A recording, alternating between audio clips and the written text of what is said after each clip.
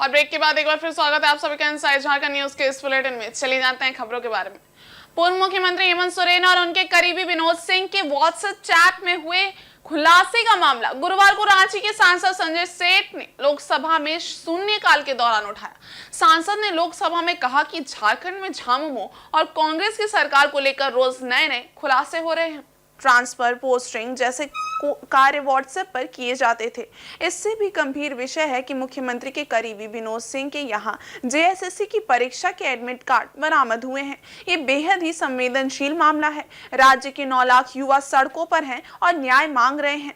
उनके भविष्य के साथ खिलवाड़ किया गया है। सांसद ने छात्रों के भविष्य के साथ हुए खिलवाड़, जेएसएससी के पेपर लीक और व्हाट्सएप चैट के पूरे मामले की जांच सीबीआई से कराने की मांग की और कहा कि छात्रों को इंसाफ दिया जाए। ऐसा हुआ, वहां की पूर्व की सरकार व्हाट्सएप पे चलती थी, ट्रांसफर, पोस्टिंग, और वहां जेएसएससी का जो पेपर लीक हुआ, 9 लाख छात्रों का भविष्य अंधकार में था।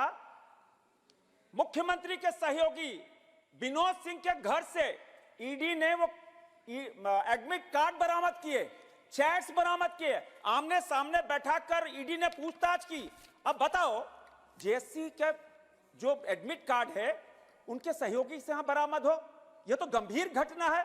मैं आपसे सदन से मांग करना चाहता हूं, पूरी घटना जो पेपर लीक की हुई है, जो उस चैट से बरामद हुआ है, उस पूरे घटना का सीबीआई से जांच कराई जाए, क्योंकि झारखंड के 9 लाख जो युवा हैं वो सड़क पर है। मेरी यही डिमांड है। शहीदों को श्रद्धांजलि देने चतरा पहुंचे डीजीपी अजित सिंह ने नक्सलियों को खुली चुनौती दी है। उन्होंने कहा है कि शहादत से हमारा मनोबल कम होने वाला नहीं है। नक्सलियों के धरपकड़ को लेकर जंगल की घेराबंदी कर चलाया जा रहा विशेष अभियान लगातार जारी रहेगा। इस दौरान डीजीपी शहीदों के परिजनों से भी मिले और सांत्वना दी। उन्होंने परिजनों को सहयोग राशि सौंपी, साथ ही दोषी पदाधिकारी के विरुद्ध जांच कर कार्रवाई का आश्वासन दिया। बता दें कि चतरा में बुधवार शाम नक्सलियों और पुलिस के बीच भीषण मुठभेड़ हुई थी। इसमें पुलिस के 2 जवान शहीद हो गए थे, जबकि 3 जवान जख्मी हो गए थे। इनमें एक आकाश सिंह की स्थिति गंभीर है। शहीद जवानों में सुकम राम पलामू के तरहसी, जबकि सिकंदर सिंह गया के वजीरगंज के रहने वाले थे। वहीं गंभीर रूप से घायल आकाश सिंह भभुआ के रहने वाले हैं। ये जो चतरा में कल घटना घटी है, हमारे साथ के 2 पुलिसकर्मी जो शहीद हुए हैं और अन्य कुछ घायल हैं, जिनका इलाज जो है वो रांची में चल रहा है।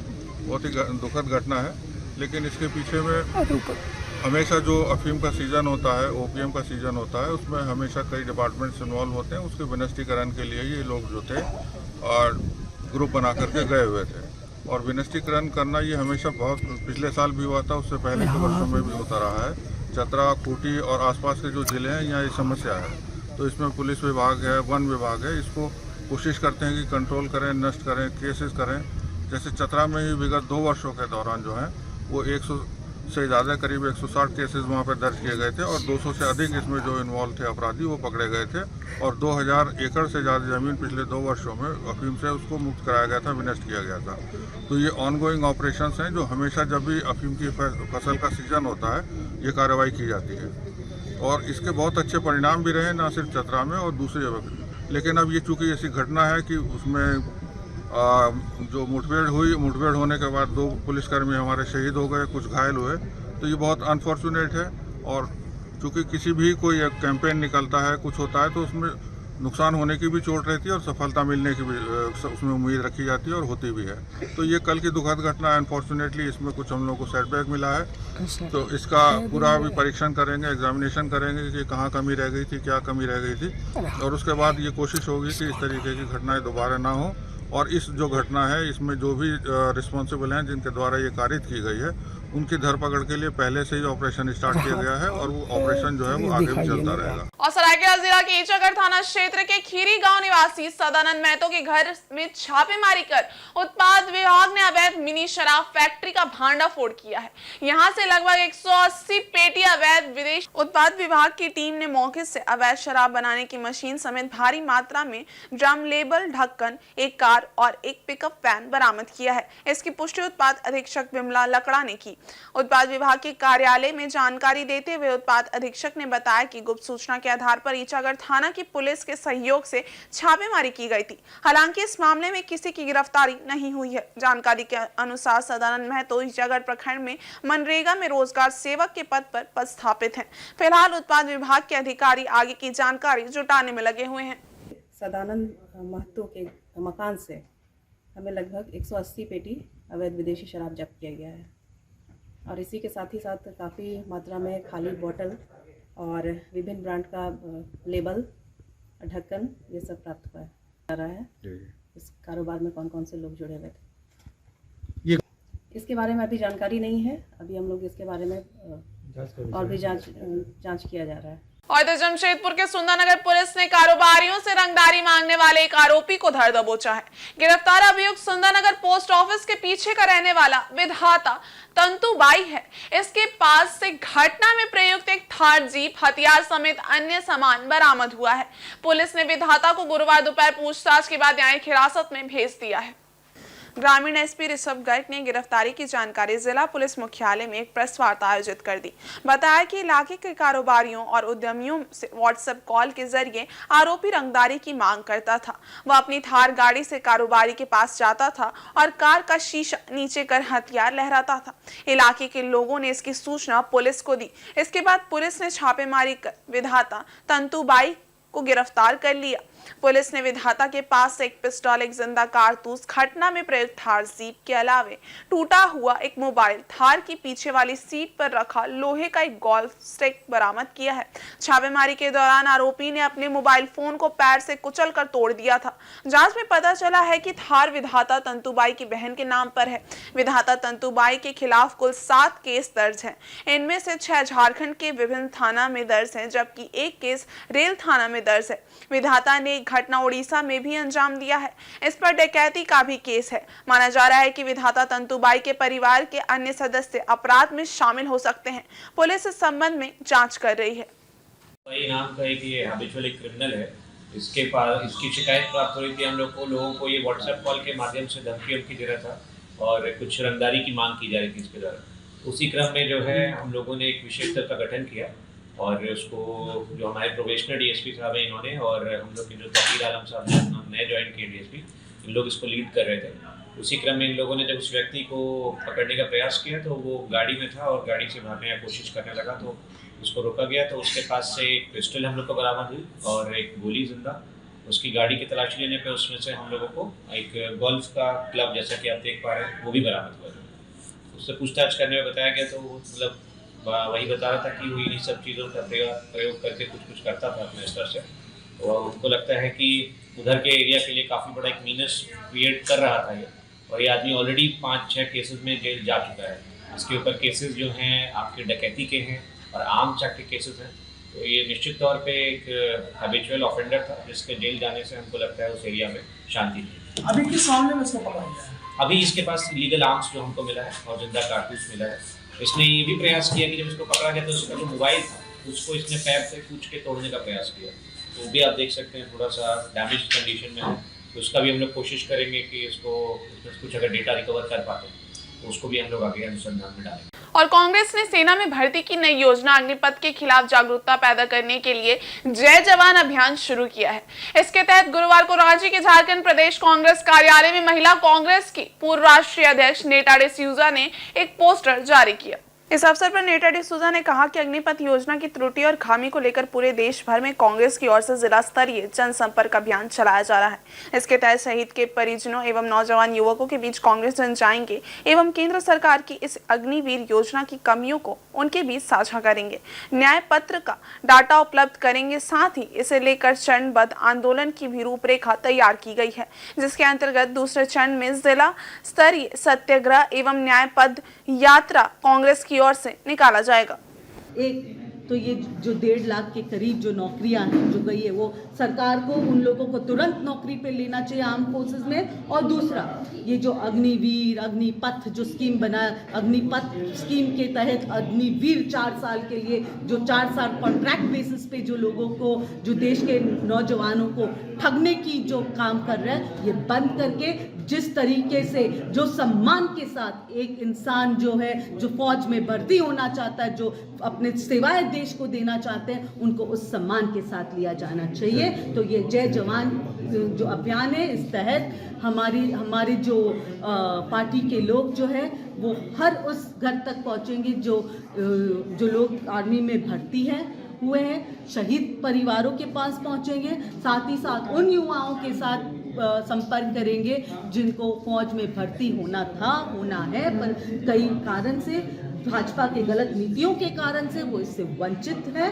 तो इस माध्यम से ये लोग संपर्क अभियान शुरू करेंगे। संपर्क अभियान 1 फरवरी से शुरू हुआ है, 31 जनवरी को लॉन्च हुआ है राहुल जी के हाथों। 1 फरवरी से ये संपर्क अभियान शुरू हुआ है और ये 28 फरवरी तक होगी। और इस दौरान जितने भी हमारे लोग, जिसका डेटा इकट्ठा होगा, लोग संपर्क करेंगे, न्याय पत्र का फॉर्म भरा जाएगा, उनसे रूबरू होंगे।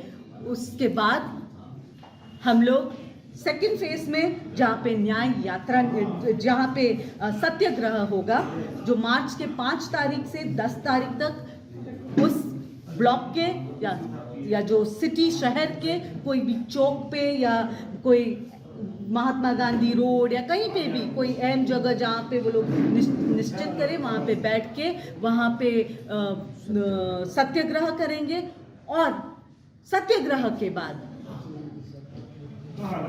न्याय पद यात्रा निकलेगी। ये न्याय पद यात्रा जो है वो 7 मार्च से लेके 10 मार्च के बीच में सारे डीसीसी डिस्ट्रिक्ट्स में, सारे डिस्ट्रिक्ट कांग्रेस कमेटी के जो अध्यक्ष है और वो सब मिलके करीबन 50 किलोमीटर का ये पदयात्रा, कम से कम 50 किलोमीटर का पदयात्रा होगा, जिसमें बड़ी से बड़ी संख्या में देश के नौजवान और उन परिवारों के, शहीद के परिवारों या जो आर्म फोर्सेस के परिवार के लोग उसमें शामिल होंगे। और राजधानी रांची के प्रदेश भाजपा कार्यालय में पूर्व विधायक सह प्रदेश प्रवक्ता कुणाल सारंगी के द्वारा एक प्रेस वार्ता आयोजित कर विभिन्न मुद्दों पर चर्चा की गई। उन्होंने झारखंड में चल रहे वर्तमान राजनीतिक घटनाक्रम, पूर्व सीएम हेमंत सोरेन और उनके करीबी विनोद सिंह के बीच व्हाट्सएप चैट, जमीन से जुड़े मामले एवं जेएसएससी पेपर लीक मामले पर कड़ी प्रतिक्रिया व्यक्त की है। कुणाल सारंगी ने कहा कि प्रवर्तन निदेशालय के द्वारा जारी किए गए चैट से जेपीएससी में भी घोटाले के कुछ संकेत मिल रहे हैं। साथ ही लगातार जमीन के अवैध कारोबार में भी पूर्व सीएम हेमंत सोरेन की संलिप्तता देखी जा रही है।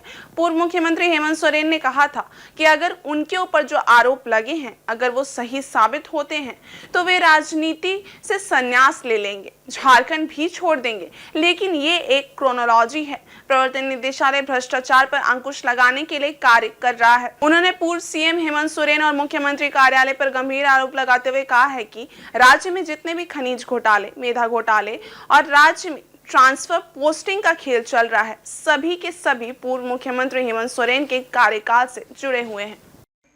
अब जो बातें आ रही हैं, ये स्पष्ट तौर पर कोई और नहीं बल्कि जिन पर राज्य के लोगों ने अपनी आकांक्षाएं, अपनी उम्मीदें थोपी थी कि झारखंड को वो एक बेहतर राज्य बनाने की दिशा में आगे लेकर जाएंगे, उसी सीएमओ के संरक्षण में ये खनिज घोटाले, ये जमीन घोटाले, ये मेधा घोटाले और जो ट्रांसफर पोस्टिंग का खेल, उस चैट में आप देखिएगा नो रिलेशन, प्योर कमर्शियल लिखा गया है।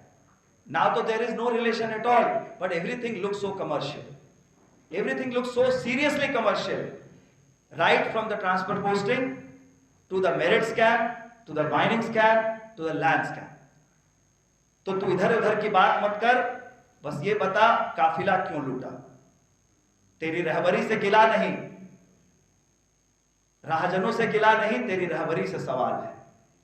क्योंकि जो माननीय मुख्यमंत्री जी बार बार ये बात कहते हैं, आज मैं ये स्पष्ट करना चाहता हूं कि वो कहते हैं कि कोई आदिवासी इनके बगल में बैठ जाए, ये इन्हें बर्दाश्त नहीं होता है। ईडी हड़बड़ी में होती, जिस तरह की हड़बड़ी इन लोगों ने दिखाई अपने विधायकों को हैदराबाद भेजने के लिए, इतने सारे विधायकों की जान को जोखिम में डाला, जब कुहासे के कारण, बारिश के कारण, फॉग के कारण दिल्ली और कई ऐसे हवाई अड्डों से पूरी तरह से हवाई यात्रा बंद थी। आखिर कौन सी मजबूरी थी, जब सत्ता आपकी, प्रशासन आपका, सरकार भी आप ही की थी, निर्वतमान मुख्यमंत्री थे, तो कौन सा डर था, कौन सी हड़बड़ी थी कि बसों में पैक करके हवाई जहाज में उड़ाने की कोशिश की जा रही थी। वो तो जान बच गई कि हवाई जहाज को उड़ा नहीं दिया इन लोगों ने हड़बड़ी में। तो हड़बड़ी किसकी है, ये पूरा देश देख रहा है। अगर ईडी भी हड़बड़ाती, इतने समय तक इनका इंतजार नहीं करके, संवैधानिक प्रक्रिया को पूरा नहीं करके अगर हड़बड़ी में आती, तब कौन सा नैरेटिव सेट करने की कोशिश होती है। क्या सिर्फ इसलिए किसी को अपराध करने की आजादी दे दी जाए कि वो धर्म किसी विशेष समुदाय का है, या किसी अन्य पार्टी का है, या किसी अन्य आइडियोलॉजी को सपोर्ट करता है। जो करोड़ों रुपए के कैश मिले हैं कांग्रेस के, इनके सहयोगी दल के सांसद के घर से, आज उनको भी समन हुआ है। क्या वो राज्य की जनता के सामने नहीं रखा जाना चाहिए? क्या ऐसे लोगों के जब बार बार उनके द्वारा लोगों को सेट किया जा रहा है कि कैसे एसटी/एससी एक्ट का दुरुपयोग करके ईडी के अफसरों को फंसाया जाए, जेल से सरकार चलाने की कोशिश की जा रही है। जो पूर्व के पदाधिकारी इस राज्य के जेल में हैं, उन्हें अस्पताल में रहकर ऐश करने की आजादी दी जा रही है। क्या वो हड़बड़ी नहीं दिखती आपको? और चाईबासा में सड़क निर्माण के खिलाफ ग्रामीणों ने डीसी कार्यालय का गुरुवार को घेराव कर दिया। सैकड़ों की संख्या में ग्रामीण तख्ती बैनर के साथ डीसी कार्यालय पहुंच गए और विरोध जताया। घेराव के दौरान ग्रामीणों का नेतृत्व टीएमसी नेता सनी सिंकू और पूर्व सांसद चित्रसेन सिंकू कर रहे थे। दरअसल ये घेराव खूटकट्टी भूमि रक्षा समिति के द्वारा प्रस्तावित NH 75 रिंग रोड के रैयतों द्वारा किया गया था। रैयतों को जिला भूमि अर्जन कार्यालय से 8 फरवरी को कार्यालय में आने का नोटिस तामील किया गया था। नोटिस मिलने के बाद प्रस्तावित NH 75 रिंग रोड के रैयतों और ग्रामीणों ने बैठक की। बैठक के बाद से ही रैयत और ग्रामीणों ने सड़क निर्माण का विरोध का मन बना लिया था, जिसके बाद गुरुवार को समिति के पदाधिकारी संबंधित ग्राम के मानकी मुंडा, रैयत और ग्रामीण बड़ी संख्या में डीसी कार्यालय स्थित भू अर्जन विभाग पहुंचे थे। रैयत और ग्रामीण खुटकट्टी मैदान में जमा हुए, जहां से जुलूस की शक्ल में भू अर्जन विभाग पहुंचे। उन्होंने प्रस्तावित NH 75 रिंग रोड के खिलाफ अपना विरोध जताया। इस दौरान सैकड़ों रैयत और ग्रामीण मौजूद थे। केस हुआ था इंदिरा गांधी के जमाने में, मठ का जमीन को सरकार ने अधिकृत किया। ये मौलिक अधिकार से संबंधित था और वो सुप्रीम कोर्ट ने उसमें डिसीजन लिया कि नागरिक का मौलिक अधिकार है और जीवन जीने का एकमात्र स्रोत है जमीन, इसलिए इसे अधिग्रहण नहीं किया जा सकता। हमारा मौलिक अधिकार का सरकार किस तरह हनन करेगी? उनको भी जो वेतन मिलता है, क्या वो वेतन हमें सुपुर्द करेंगे? क्योंकि उससे, उस वेतन से उसका परिवार का भरण पोषण होता है। इस जमीन से हमारा परिवार का भरण पोषण होता है। हमारा सामाजिक रीति रिवाज, संस्कृति इसी में टिका हुआ है। और हमारा भारतीय संविधान जो हमें मूल अधिकार देती है, मूल अधिकार उससे संबंधित है। और जीवन जीने का जो अधिकार संविधान के धारा 21 में दिया गया है, ये हमारा जमीन जीवन जीने का एक माध्यम है, एकमात्र माध्यम है। इसलिए हम लोग इस जमीन को कभी नहीं देंगे, इसलिए हम लोग यहाँ पर विरोध करने आए हैं। परिचय दे दीजिए दादा एक बार अपना। चित्रसेन सिंकू।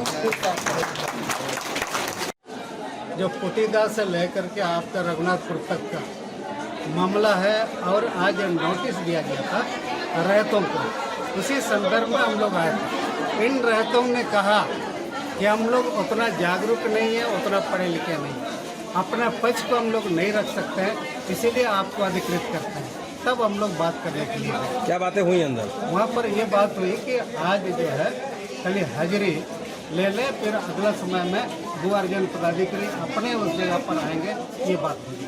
हाजिरी नहीं देना। और कोल्हान के 25,000 गरीब लाभुकों के बैंक खाते में 9 फरवरी को मुख्यमंत्री चंपई सोरेन आबू आवास की पहली किस्त की राशि डीबीटी के माध्यम से प्रदान करेंगे। बिष्टुपुर गोपाल मैदान में आयोजित होने वाले इस कार्यक्रम की जिला प्रशासन ने तैयारी शुरू कर दी है। कार्यक्रम स्थल का गुरुवार को उपायुक्त एसएसपी समेत अन्य अधिकारियों ने जायजा लिया। अधिकारियों ने स्थल निरीक्षण के बाद संबंधित पदाधिकारियों को आवश्यक दिशा निर्देश दिए। 9 फरवरी को होने वाले प्रमंडल स्तरीय कार्यक्रम में पूर्वी सिंहभूम, पश्चिमी सिंहभूम और सरायकेला खरसावां जिला के लाभुक शामिल होंगे। बता दें कि आवास योजना के तहत लाभुकों के बीच 5 किस्तों में 2 लाख की राशि आवास निर्माण के लिए दी जानी है। पहली किस्त की 15% लगभग 30,000 रुपए की होगी। इसमें पूर्वी सिंहभूम जिले के 8,500 लाभुक शामिल होंगे। उपायुक्त मंजुनाथ भजंत्री और एसएसपी किशोर कौशल ने संयुक्त रूप से कहा कि सभी तैयारियां पूरी कर ली गई है। मुख्यमंत्री के कार्यक्रम को लेकर भारी पुलिस बल के साथ कई दंडाधिकारी की तैनाती गोपाल मैदान में की गई है ताकि कार्यक्रम सफल तरीके से संपन्न कराया जा सके। गोपाल मैदान में प्रमंडलीय स्तरीय अबू आवास योजना पर प्रथम किस्त राशि भेजने की कार्यक्रम माननीय मुख्यमंत्री महोदय जी का प्रस्तावित है और उसी का ही तैयारी हम लोग कर रहे हैं। प्रमंडलीय स्तरीय में पूर्वी सिंहभूम, पश्चिम सिंहभूम और सरायकेला के और जो अबू आवास योजना के इस वित्तीय वर्ष में जो लाभुक को जो है उनका स्वीकृति पत्र वितरण और उनके प्रथम किस्त की राशि माननीय मुख्यमंत्री महोदय जी के द्वारा यहाँ भेजा जाए। इस जिले में कितने लाभुक को दिया जा रहा है आवास? तो टोटल आवेदन पूर्वी सिंहभूम में आए थे 1,30,000 और उसमें सत्यापित करने के बाद जो है एज पर जो हमारे क्राइटेरिया उसमें 90,000 हुए हैं और इस कल जो कार्यक्रम में जो है 8,500 से भी ऊपर पूर्वी सिंहभूम के लाभुकों को दिया जाएगा और अन्य दूसरे जिले में भी सभी लोग तीनों जिलों को मिलाकर 25,000 से भी ज़्यादा जो अबू आवास योजना के लाभुकों को प्रथम किस्त की राशि दी जाएगी। ठीक है। माननीय मुख्यमंत्री महोदय के प्रस्तावित कार्यक्रम को लेकर सुरक्षा संबंधी और बहुत बड़ी संख्या में लाभुकों के आने की सूचना है, उसको ध्यान में रखते हुए तमाम इंतजाम किए जा रहे हैं। खासतौर पर ट्रैफिक को लेकर के विशेष तौर पर एक रूट प्लान बनाया गया है और जो अन्य जिलों से भी सरायकेला और चाईबासा से भी जो लाभुक बसों में आने वाहनों से आएंगे उनको लेकर के अतिरिक्त व्यवस्था की गई है, जिसको लेकर के एक डिटेल्ड ऑर्डर निकाला गया है और अलग अलग क्षेत्रों से आने वाले यानी कि आदित्यपुर की तरफ से आने वाले वाहनों के लिए, हाता की तरफ से आने वाले वाहनों के लिए, मानगोद की तरफ से आने वाले वाहनों के लिए अलग अलग पार्किंग स्पॉट्स पर आइडेंटिफाई किया गया है, जहाँ पर ड्रॉप गेट्स और बैरिकेड्स भी लगाए जा रहे हैं। इसके अलावा पर्याप्त संख्या में बलों और दंडाधिकारियों की प्रतिनियुक्ति की जा रही है और लगातार जो है पुलिस निगरानी रख रही है और पूरी तरीके से शांतिपूर्ण तरीके से पूरा कार्यक्रम संपन्न हो, इसके लिए समस्त तैयारी। नो एंट्री में कुछ परिवर्तन किया है? नो एंट्री का समय भी जो है वो तय किया गया है, सुबह से लेकर के रात्रि 10 बजे तक जो है वो नो एंट्री लगी रहेगी, जिससे कि किसी प्रकार से यातायात व्यवस्था में अव्यवस्था उत्पन्न न हो। और इधर पूर्वी सिंहभूम जिले के पांड्राशाली में हुई सड़क दुर्घटना में कार सवार 2 महिलाओं की दर्दनाक मौत हो गई है। घटना गुरुवार तड़के लगभग 3 बजे की है। पुलिस ने शवों का पोस्टमार्टम कराया और परिजनों को सौंप दिया। घटना के संबंध में बताया जा रहा है कि आयरन ओर लदे एक ट्रक ने रात 3 बजे कार को जबरदस्त टक्कर मार दी। इस हादसे में कार सवार चाईबासा के गांधी टोला निवासी अधिवक्ता एवं रोटरियन प्रशांत गुप्ता की मां मनोरमा साहू सहित सपना बांद्रा नामक एक अन्य महिला की मौत हो गई। प्रशांत गुप्ता परिवार के साथ रांची से चाईबासा अपनी कार में लौट रहे थे। इसी दौरान यह हादसा हुआ है। घटनास्थल पर मुफस्सिल थाना की पुलिस पहुंची और दोनों शव को अपने कब्जे में लेकर सदर अस्पताल पोस्टमार्टम के लिए भेज दिया। प्रशांत गुप्ता कार चला रहे थे, उनके साथ एक अन्य युवक भी कार में सवार था। वे दोनों घायल हैं और सदर अस्पताल में उनका इलाज चल रहा है। और पूर्वी सिंहभूम जिले के मुसामने स्थित मेड़िया बगलामुखी मंदिर में श्री श्री पीताम्बरी बगलामुखी देवी की जयंती मनाई गई। इस अवसर पर विशेष पूजा अनुष्ठान का आयोजन किया गया, जिसमें श्रद्धालुओं ने बढ़ चढ़कर हिस्सा लिया।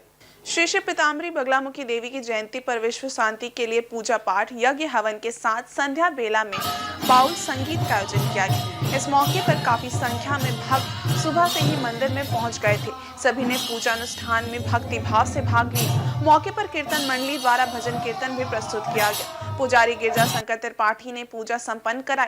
पुजारी के रूप में मुरारी मोहन मिश्रा भी उपस्थित थे। पूजा के उपरांत प्रसाद का वितरण किया गया। इसमें शामिल पुरोहितों ने पूजा अर्चना कर विश्व शांति के लिए मां बगलामुखी से मन्नत मांगी।